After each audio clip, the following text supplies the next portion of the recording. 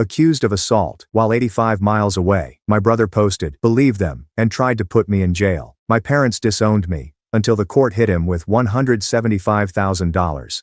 I'm a 41-year-old male who owns an electrical contracting business and teaches basic electrical safety courses twice a week at Riverside Community College. Not exactly glamorous, but I make mid-six figures when commercial jobs come in, and teaching keeps my skills sharp. Additionally, the college pays $85 per hour for two 3.5-hour sessions. Easy money. The nightmare began on a Tuesday, when Dean Whitaker, the department head, summoned me to his office following my morning session. I assumed it was about the new curriculum they wanted to implement for the fall semester. Perhaps a pay increase. Something normal. Dean Whitaker was sitting there with Dr. Marissa Vaughn, the student services director, and a college attorney whose name I couldn't remember because I was too busy reading the room. The atmosphere was funeral home wrong. Too many serious expressions for a scheduling conversation. Ethan Walker. Thank you for coming in.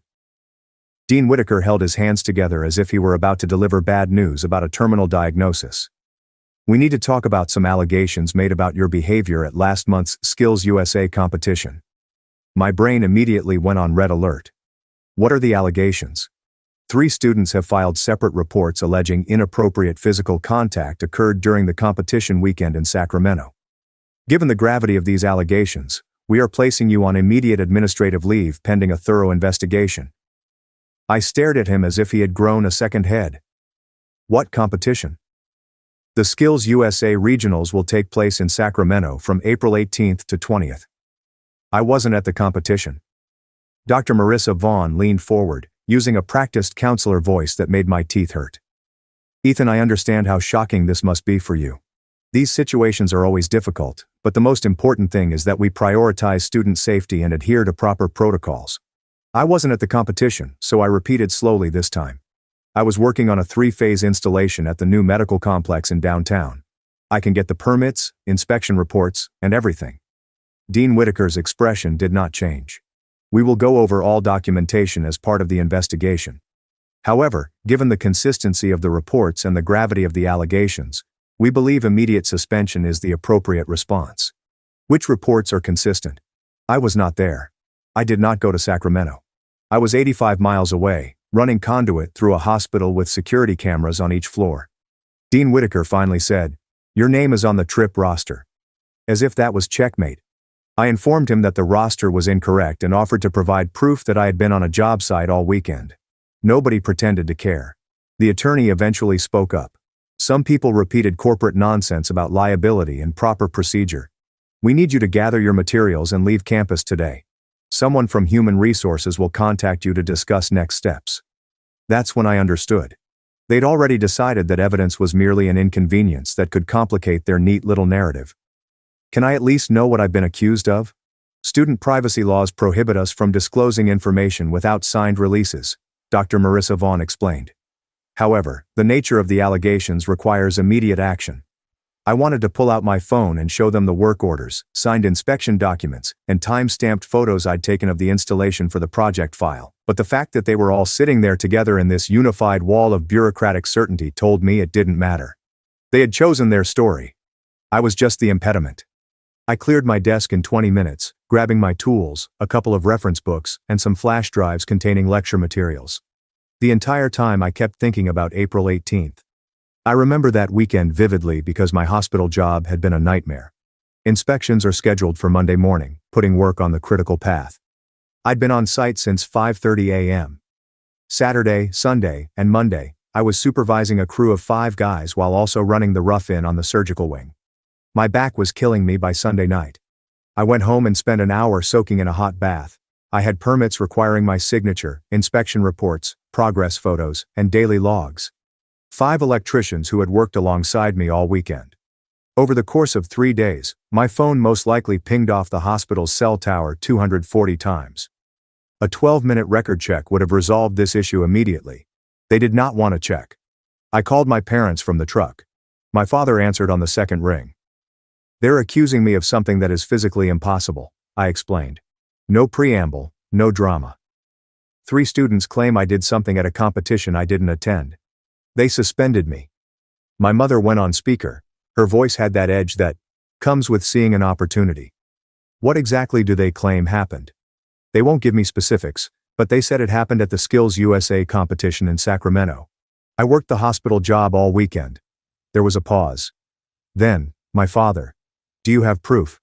Permits, inspection documents, work crew witnesses, and site photos have all been signed. Then we'll handle it, he said. But his tone was not reassuring. It was calculating. Stop by the house tonight. We need to talk about strategy. That night, I retrieved every piece of documentation I had.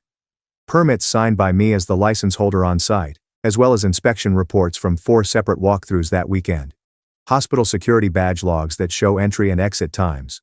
Crew statements, progress photos with timestamps, everything organized, chronological, and airtight proof that not only suggested innocence, but also demonstrated physical impossibility. I was not in Sacramento. I was 85 miles away on a job site with a paper trail that any second-year law student could check in 12 minutes. I sent it all to Dean Whitaker at midnight, with the subject line, Documentation, April 18th to 20th Hospital Job. He never replied. My brother Logan Pierce called me at 9:15 a.m. on Wednesday. I was still half asleep, but we grew up in the same house and had the same surname, so I assumed blood would count for something. Then I remembered Logan Pierce's need to be the better son. When I started my business at 27 and bought my first home at 29, he spent Thanksgiving dinner explaining to everyone that real jobs required advanced degrees. When I paid off my truck in cash, he made a remark about how blue-collar money did not create generational wealth. Our parents had always preferred his corporate career over mine, despite the fact that I had a state MBA, a non-profit job title, and community leadership experience. He had been posting ally content on social media for 3 years, mostly in the form of performative threads about accountability and believing in survivors. His career had stalled after being passed over for director twice. He needed a reason. I just didn't realize I'd become it. Logan Pierce, thank God. Did you hear what happened? The college is trying to. I can't talk to you right now. His voice was cold. Professional. I'm meeting with the college administration this afternoon. I wanted to let you know that Natalie Pierce and I are taking this very seriously. What are they taking? Seriously. I was not even at the competition. I have documentation that shows I spent the entire weekend on a job site. Permits, inspections, and crew statements. I have to go.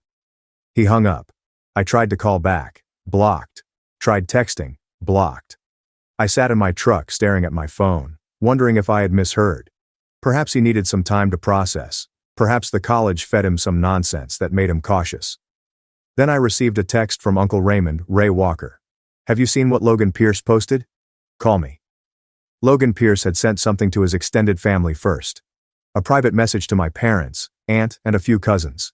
Uncle Ray Walker forwarded it to me. Professional language about serious allegations and supporting the investigative process, as well as how he couldn't in good conscience continue to communicate until the facts were established. Cold, measured, but clearly a line drawn in the sand. That was a warning shot.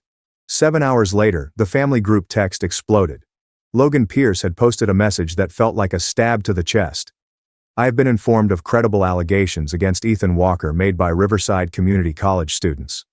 After meeting with college officials and thoroughly reviewing the information they provided, Natalie Pierce and I believe the students who have come forward. We will not be in contact with Ethan Walker, and we strongly urge the family to prioritize the safety and well-being of the young people involved in this situation. I read it 4 times, trying to make the words mean something different. My mother responded first. We are behind you both. This is heartbreaking, yet necessary. My father agreed. Some things are more valuable than family loyalty. You're a hero for advocating for the victims. My cousin, Chloe Walker. Wait, what? Has anyone spoken to Ethan Walker? My uncle Ray Walker. This is ridiculous. You're condemning him without first hearing his side. I began typing a response. I deleted it. I started again. I deleted it. What in the heck was I supposed to say? That I wasn't present? I'd already told Logan Pierce that he didn't bother to look at the evidence before declaring me guilty in front of everyone we knew. I tried calling my father. Voicemail. I tried my mom. She responded, but it sounded like she was reading from a script. Ethan, honey, we've talked about this a lot with Logan Pierce. He has shown us the college's concerns, and we believe the best course of action is to take a step back and allow the investigation to proceed without family interference. Family interference. I'm trying to show you proof that I wasn't even present. Sweetheart, we're not investigators. We are not qualified to evaluate evidence. What we can do is support the process and make victims feel comfortable coming forward. Victims of what? I was on a job site 85 miles away, with 5 witnesses and a stack of inspection documents. Your anger is understandable right now, but it is unproductive. We love you, but we need to think about the bigger picture. What are the broader implications of? Destroying an innocent person is easier than verifying basic facts. She sighed as if I was being difficult. We will talk once you have calmed down. She hung up. Logan Pierce had already posted something on social media on Thursday night. My uncle Ray Walker took a screenshot and sent it to me before my mother forced him to delete his phone number from the family contact list. Some lengthy manifesto about believing survivors, even if it costs you relationships. About how true accountability necessitates sacrifice. About prioritizing what is right over what is convenient. 420 likes in just 3 hours. Comments calling him brave and a true ally. No one asked if he had verified any facts. The college sent out the termination letter on Friday morning. Corporate language about maintaining safe learning environments and making difficult decisions in the best interests of students goes into effect immediately. I'd been teaching there for 5 years. I helped design their entire electrical safety curriculum. Had a 96% student approval rating. I never received a single complaint until 3 students who had never been in my class suddenly remembered that I had molested them at an event I had not attended. They dismissed me in 4 paragraphs. My landlord issued an eviction notice the following Tuesday. You have 75 days to vacate. Apparently, there is a morality clause buried in the lease regarding conduct that harms the property's reputation. Being falsely accused of predatory behavior appears to qualify. My commercial account began to pull contracts. The word spreads quickly in the construction industry, and no one wants to be associated with that kind of liability. 3 jobs totaling $195,000 in billings vanished in 10 days. The general contractors who had been contacting me for bids suddenly encountered scheduling conflicts. The supply house that had given me net 45 terms for 7 years switched me to cash only. My accountant sent me a polite email suggesting that we reconsider our professional relationship. Friends stopped responding. People I had known since high school abandoned me on red. My gym membership was mysteriously canceled. When I walked into the coffee shop near my apartment, the guy who ran it couldn't make eye contact with me. I'd been getting the same breakfast sandwich for 4 years. I decided to stop going.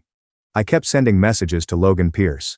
I tried email after he blocked everything else. I sent him the entire evidence folder complete with timestamps, photos, and documentation proving I was on site that weekend. Subject line. Just take a look at this. Delivery is confirmed. Never opened. He decided I was guilty and that the evidence was insignificant. I stopped explaining on day 14. Not because I had given up, but because I realized something sitting in my empty apartment surrounded by boxes that I couldn't afford to move. Nobody who had already chosen a side was going to look at the evidence. They did not want the truth. They wanted a villain. And I had been perfectly cast. I did not return to my parents' place. The door was welded shut. I put my belongings in storage and slept in my friend Derek Collins' basement on a folding bed. I paid him in cash and rewired his panel, which appeared to have been installed during the Nixon administration. I spent my weekend organizing everything. Permits, inspections, time-stamped badge logs, progress photos, and crew witness statements. Everything led to the same conclusion. I was not in Sacramento. I was on a job site 85 meters away, doing work that left a detailed paper trail. Monday morning, I contacted a lawyer. This is not a large firm. Couldn't afford it. But my uncle, Ray Walker, knew someone who owed him a favor. Civil rights attorney in his early 40s who worked on Title IX cases and had a reputation for eating college administrators alive. When I arrived at the diner, she was already on her second coffee. "Walk me through it," she said, taking out a legal pad. I did. The entire situation, the accusation, the suspension, the family breakdown, Logan Pierce's social media campaign, everything. She spent 20 minutes reviewing my evidence. When she did look up, her expression was predatory. "This is bulletproof. You were not there. I understand. So why are they still pushing this?" Because admitting they were wrong entails admitting they railroaded an innocent person. The college, the administrators, and my brother went public quickly and loudly. Walking back now makes them appear incompetent or malicious. It's easier to keep insisting that I'm guilty and hoping to slink away quietly. She nodded slowly. Here's what you need to know. You have strong claims of defamation, tortious interference, and possibly Title IX violations. Your brother made specific, false, and damaging statements that cost you money and housing. The college disregarded basic due process. This will turn ugly. It will take time and cost more than they are willing to pay. I am not going anywhere. Good. Then comes the play. We don't participate publicly. We preserve evidence, file the appropriate complaints, and allow them to continue digging their hole deeper. Every time your brother posts, we screenshot it. Every time the college refuses to review your evidence, we document it. When this comes to trial, we will bury them in their own negligence. How about Logan Pierce? What about him? He's out there, calling me a predator. He's coaching the families, so let him. Every post he makes, every statement he helps shape, every time he doubles down without verifying fundamental facts, it becomes evidence. The more confident he appears, the worse he appears when we show that he never verified anything. He's preparing your case for you. I liked her immediately. We spent the next hour discussing next steps. Before I left, she gave me one more instruction. Send preservation letters to both the college and Dr. Marissa Vaughn. Put them on notice that they must keep all documents, emails, and records related to this case. If they destroy evidence after receiving that letter, it becomes a completely different issue for them. That afternoon, I sent preservation letters and filed complaints with both the State Accreditation Board and the Department of Education. Started drafting a defamation lawsuit against Logan Pierce. Nothing dramatic, nothing public. Just bureaucratic machinery in motion. Logan Pierce continued to post lengthy threads about believing victims, the dangers of families protecting predators, and the importance of choosing moral courage over familial obligation. He wasn't being subtle about it. The whole thing came down to convicting him first and asking questions later. Each post was screenshotted, logged, and added to the file. He was building my case one self-righteous paragraph at a time without even realizing it. The police investigation began 4 months ago. They checked the competition records. My name was not on them. I checked the chaperone list, lodging, and transportation logs, and there was nothing.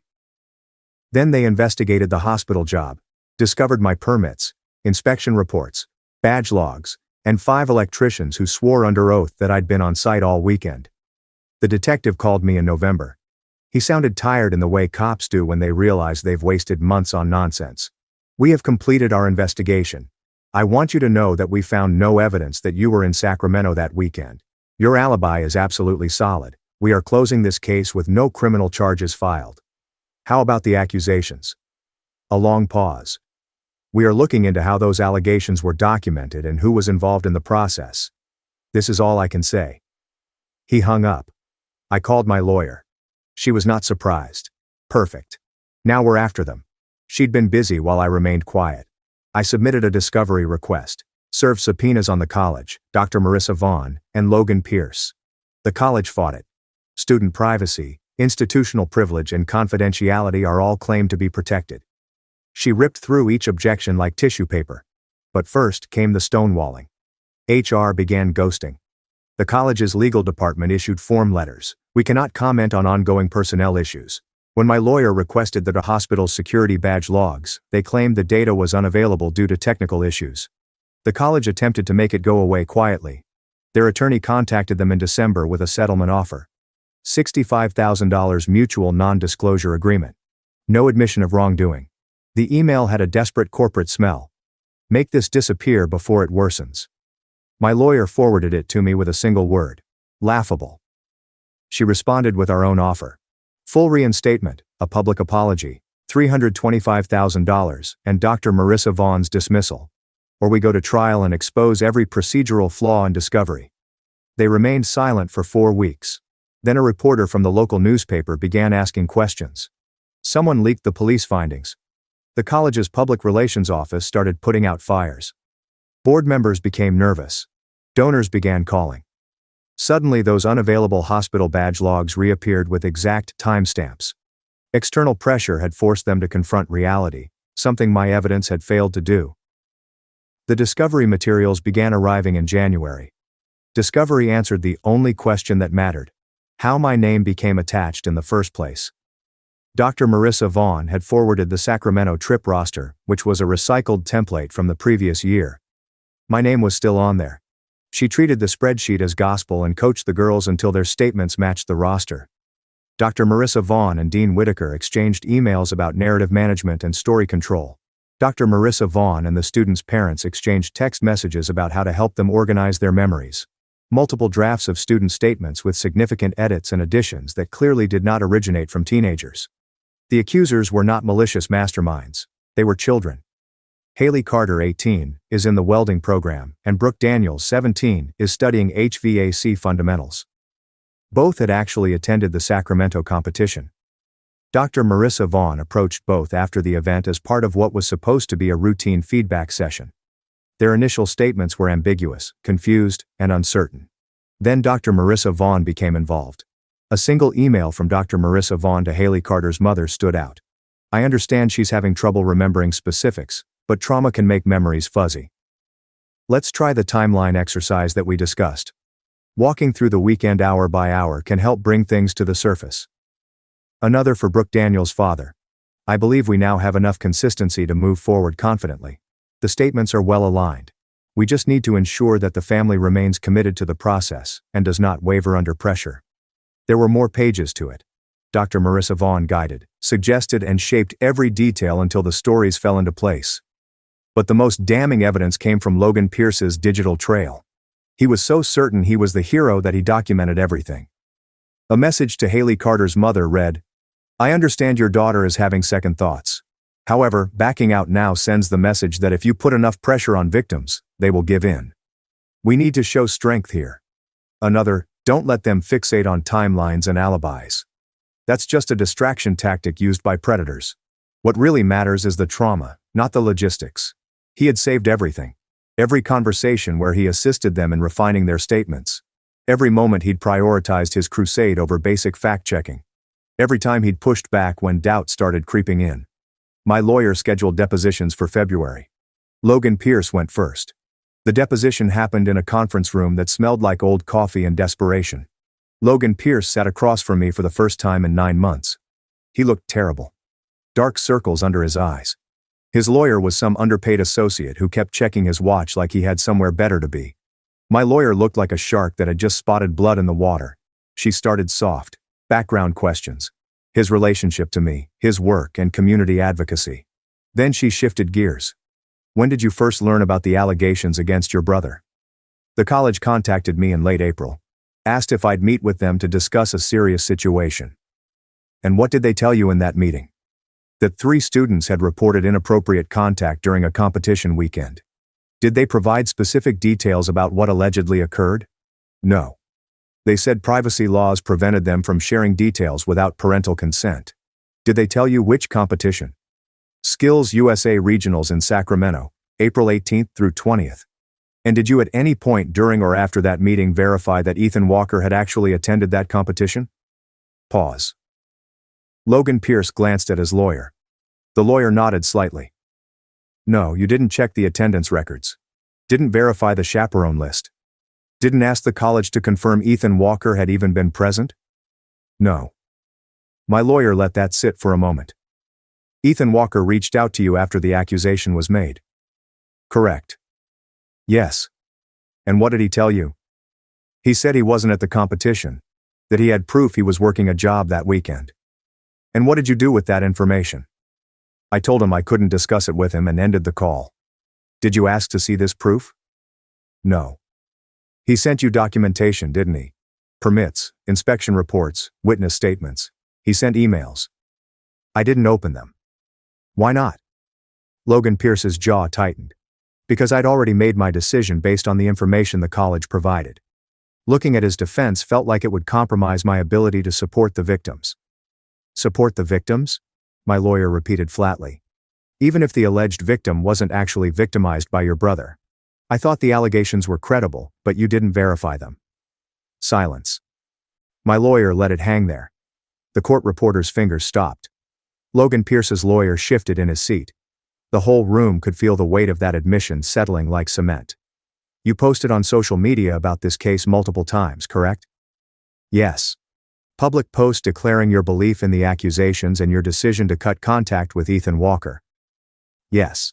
And you helped the families involved organize their statements, didn't you? Hesitation. I provided support and guidance. My lawyer slid a printed screenshot across the table. This is a message from you to Haley Carter's mother. You wrote, and I quote, "Don't let them focus on timelines and alibis. That's just a distraction tactic predators use." Do you remember writing that? Logan Pierce stared at the paper. Yes. Were you aware that timelines might actually matter if, for example, the accused person wasn't present at the event in question? At the time, I believed verification wasn't important. I believed protecting the students was more important than getting caught up in technicalities. Technicalities like whether your brother was actually there. His lawyer objected. My lawyer withdrew the question and kept going. You also messaged Haley Carter's mother encouraging her not to let Haley Carter walk anything back even after the student expressed uncertainty about her recollection. Is that accurate? I was trying to prevent her from being pressured into silence.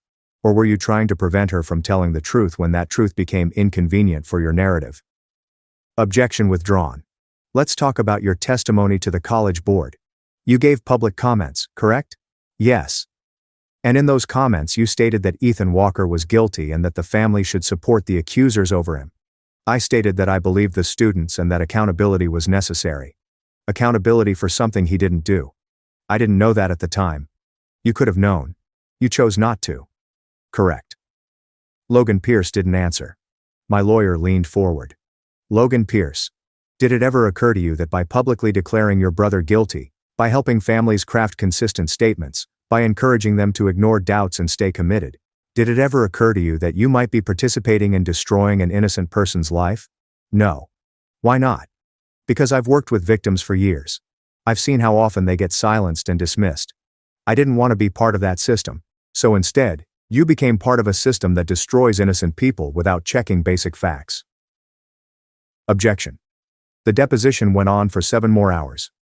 My lawyer walked him through every message, every post, every statement he helped shape, made him explain each decision, each assumption, each moment he'd chosen certainty over verification. By the end, he looked destroyed. My lawyer had one final question. Logan Pierce, if you could go back to April, would you have done anything differently? A long pause. Logan Pierce's hands were shaking slightly. I would have verified he was there first. The deposition ended at 8:45 p.m. Logan Pierce left without looking at me once. His lawyer pulled my lawyer aside in the hallway. I watched through the glass as they talked. The lawyer kept shaking his head. My lawyer's expression stayed neutral. When she came back, she had that look lawyers get when they know they've already won. He's going to settle, she said. He has to. His own words buried him. The college board meeting where everything fell apart happened on a Tuesday in March. They'd scheduled it as routine business, but word had leaked about the investigation findings. The room was packed. Parents, faculty, a handful of reporters, local activists who'd been supporting Logan Pierce, and some family members I hadn't seen in months. Uncle Ray Walker was there, my cousin Chloe Walker, a few friends who'd stuck around. I'd asked them not to come, but Uncle Ray Walker had said, "We're watching you get vindicated. We're not missing it." My parents sat in the back corner. My mom had that tight smile she wears when things aren't going her way. My dad looked like he'd rather be anywhere else. Logan Pierce was absent. His lawyer had probably told him to stay away. The interim college president, brought in from the district office after the scandal broke, and Dean Whitaker resigned, opened with a prepared statement about transparency and institutional responsibility. The room became silent. Then they read the findings. After an extensive review of the allegations made against Ethan Walker, including examination of work permits, inspection reports, security logs, and witness testimony, this board finds no factual basis connecting Ethan Walker to the alleged incident. Ethan Walker was not present in Sacramento on the weekend in question. He was in fact on a commercial job site in this city, performing licensed electrical work with multiple witnesses confirming his presence. Murmurs rippled through the room. Furthermore, our investigation revealed significant procedural failures in how the initial accusations were handled. Students were interviewed without proper protocols. Statements were edited and refined by college personnel in ways that compromised their credibility. Multiple administrative decisions were made without verification of basic facts. The interim president looked uncomfortable. Ethan Walker has filed civil claims against this institution, against Dr. Marissa Vaughn, and against his brother Logan Pierce for defamation and related allegations. While we cannot comment on ongoing litigation, the college wishes to acknowledge that Ethan Walker was wrongfully terminated and that his professional reputation was damaged by institutional failures on our part. Someone in the audience shouted something. A reporter stood up. The president gave for order. We are prepared to offer Ethan Walker a settlement in the amount of... My lawyer leaned over and whispered, "Don't take it. We're going to trial on the defamation claims. Make an example." I nodded. Logan Pierce's case went to trial in May. Civil court, not criminal. Money and reputations, not handcuffs. His lawyer tried everything, argued good faith reliance on the college's investigation, claimed his posts were protected opinion, said he was trying to support victims, and didn't have a legal duty to verify facts. My lawyer destroyed him. She walked the jury through every piece of evidence Logan Pierce had ignored, every message coaching families to ignore doubts, every public declaration of guilt without checking if I'd even been in the same city. This isn't about believing victims, she said in closing. It's about what happens when belief becomes a weapon. Logan Pierce didn't just fail to verify facts, he actively avoided them because they were inconvenient. He helped manufacture consistency in statements that were falling apart. He pressured families to ignore their children's doubts. He did all of this publicly, loudly, with absolute certainty. And he did it to a man who was 85 meters away on a commercial job site when this alleged crime supposedly occurred. The jury took 3 hours, liable on all claims, $175,000 in damages for lost income, reputational harm, and emotional distress. Logan Pierce's face was blank when they read the verdict. His lawyer tried to say something. He just stood up and walked out. The college settled the next week. $310,000, public apology, agreement to reform investigation procedures. The settlement required them to send formal correction letters to every single person in business they'd notified about the accusations. My landlord, every vendor who'd pulled contracts, the college department mailing list, the local contracting association, all on official letterhead stating that the allegations were unfounded, that I'd been wrongfully terminated, and that their investigation confirmed I wasn't present at the event. My lawyer called it reputational remediation. I called it watching them eat crow in writing. My old landlord called me 2 days later, apologized, offered to be a reference. 3 vendors who dropped me reached out about new contracts. The department chair who'd supervised my termination had to sign every letter personally. They also paid settlements to the families whose kids had been used as props in Dr. Marissa Vaughn's crusade. I don't hate Haley Carter or Brooke Daniels. They were 18 and 17 when this started. Just kids who got pulled into something they didn't understand by adults who should have known better. Dr. Marissa Vaughn manipulated them. Logan Pierce reinforced it. Their parents got coached into believing consistency mattered more than truth. The girls were confused, pressured, and surrounded by authority figures telling them what to remember. I blame the adults who used them. Dr. Marissa Vaughn lost her license 5 months later. The state board found she'd coached students, manufactured evidence, and violated about 18 professional standards. She tried to appeal. It went nowhere. I didn't move to some new city to start fresh. Forget that. I rebuilt right here where everyone could watch. Used the settlement money to buy my own building. 4,500 square foot shop with office space and room for equipment. Hired back my old crew. Started bidding on the commercial jobs that had dropped me. Turns out a multi-$100,000 settlement and a court judgment in your favor is pretty good advertising. Within 7 months, I was busier than before the nightmare started. My parents tried to reconcile in July. Showed up at the shop unannounced while I was running conduit for a restaurant renovation. I saw my dad's car pull into the lot and knew exactly what was coming. My dad started with, "We thought it was important to clear the air and discuss." "Get out of my shop." My mom tried her soft voice, the one she uses when she wants something but needs to pretend she's being reasonable. "Ethan, sweetheart, we were just trying to do what we thought was right at the time. We didn't have all the information." "You had the information. I sent it to you. You chose not to look at it because Logan Pierce told you not to. That's not fair."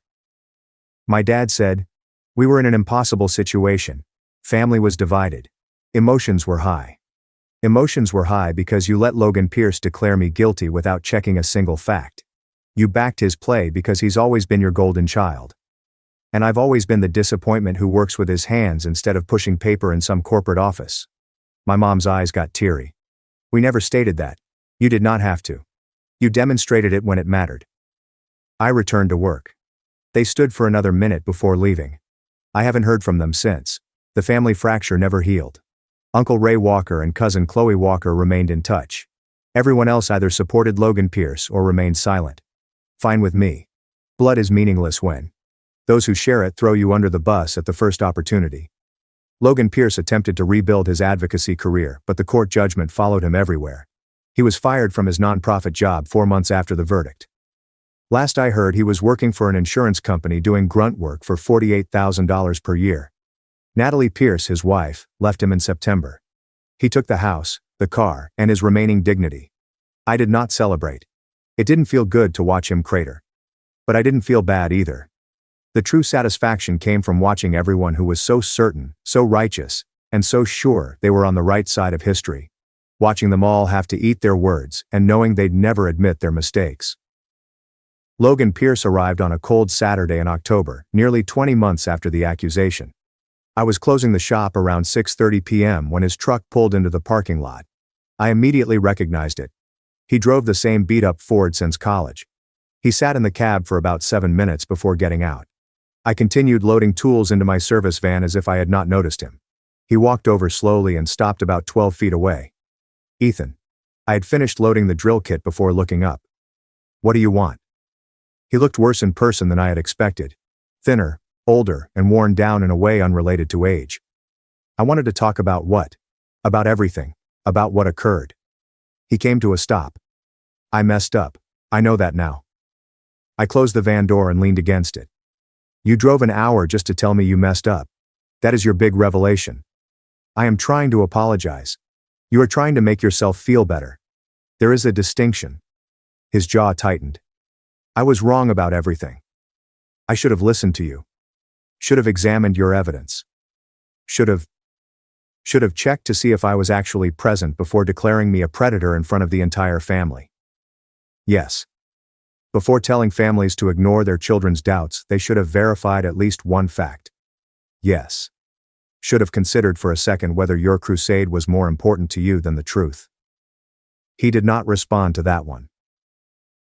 I pushed off the van. Logan, you did not make a simple mistake. You made a decision. You chose to believe I was guilty because it made you feel better. Because it allows you to be the hero. Because verifying facts required effort, while believing in your own righteousness was simple. I was trying to help. You were trying to feel important. And when the evidence did not support your narrative, you simply ignored it. I thought I was doing the correct thing. No, you assumed you were the correct person.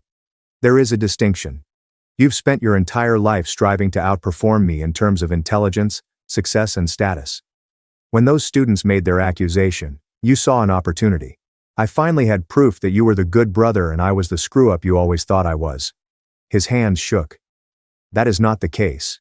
You did not verify my presence because you did not want to. You wanted me to feel guilty. It matched the story you had been telling yourself since we were children. Silence stretched between us like razor wire. I lost everything, he admitted finally. My job, marriage, and reputation. I understand that this does not make up for what I did to you, but nothing. You did not lose those items because of what I did. You lost them due to what you did. Because you prioritized your crusade over basic facts. When the truth was revealed, everyone knew exactly who you were. I'm trying to make things right. You cannot. Some issues cannot be resolved with a 20-month late apology. You ruined my life because it was convenient for you. You made mom and dad think I was a predator because it made you look better in comparison. You coached families to ignore evidence because you couldn't stand being wrong. I walked past him, toward my truck. Ethan, please wait. I paused but did not turn around. Do you want forgiveness? Do you want closure? Do you want me to tell you that everything is fine and that we can rebuild our relationship? I'd like to try. Then, try this. Accept the consequences of your actions. Live with the fact that you destroyed your brother based on unverified accusations. Live with the knowledge that when it really mattered, you chose your ego over the truth. Live with the knowledge that everyone who praised you for your bravery was actually praising you for being certain of something you never checked. Do not call me again. Do not show up at my shop. Do not send letters, emails, or messages via family members. We're finished. I got into my truck and started the engine. Through the windshield I could see him standing in the parking lot, shoulders slumped and smaller than I'd ever seen him. His hands were inside his pockets. His head was down. He appeared to be a man who had finally realized what he had done, and that there was no way to fix it. I drove away without looking back.